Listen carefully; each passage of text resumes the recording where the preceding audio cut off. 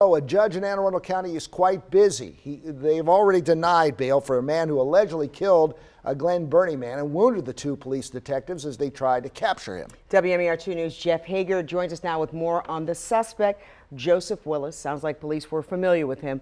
Jeff has more on his criminal past. Jeff? Well, Kelly, Willis was no stranger to police, and it appears he had an outstanding warrant at the time of the murder and subsequent shootings. We have seen the video of 22-year-old Joseph Willis' capture after a 16-hour manhunt following a murder and a pair of shootings as police tried to track him down. Mr. Willis was just like a loose cannon, and we were just praying that he didn't hurt anybody else. This from Patricia Bossy, whose son Chris Jones was Willis' first alleged victim, gunned down in his Glen Burnie home. It was Jones' missing Toyota Camry that Willis was driving when police tried to stop him on two separate occasions Wednesday night and drew gunfire. My understanding, he just met him a couple days ago. It wasn't a friend of his. But he allowed him into his home? He allowed him into the home, yeah. But it was a very different looking Joseph Willis who entered John's Liquor and General Store on Duval Highway in Pasadena back in August of 2017. That's where he robbed a cashier and a customer at gunpoint. Just 19 years old at the time, Willis received a 5-year prison sentence with all but 18 months suspended.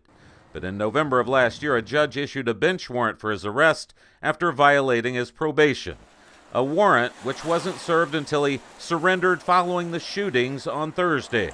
I can't really speak about open warrants other than I know that he was taken into custody on that last night, and then this case was investigated, and ultimately I understand that there will be charges brought on that, but I don't have any comment on the appropriateness of the service of the warrant or not. It's a question patrons of a liquor store he knocked off more than 2 years ago are asking now. When you got a warrant or got something and people are out there running around, and you don't know where the next place is going to go. And one which will haunt those who have paid a price for him remaining at large. It's almost unbearable to go through something like this. Because Chris, I'd like people to know what a wonderful person he was. He was the kindest, most gentlest spirit anybody would want to meet. And to die so violently, it's heartbreaking. For now, Willis faces a first-degree murder charge in Jones' death, and he's being charged with attempted first-degree murder for firing on one of those officers. The other technically occurred in Baltimore City, and those additional charges will be forthcoming.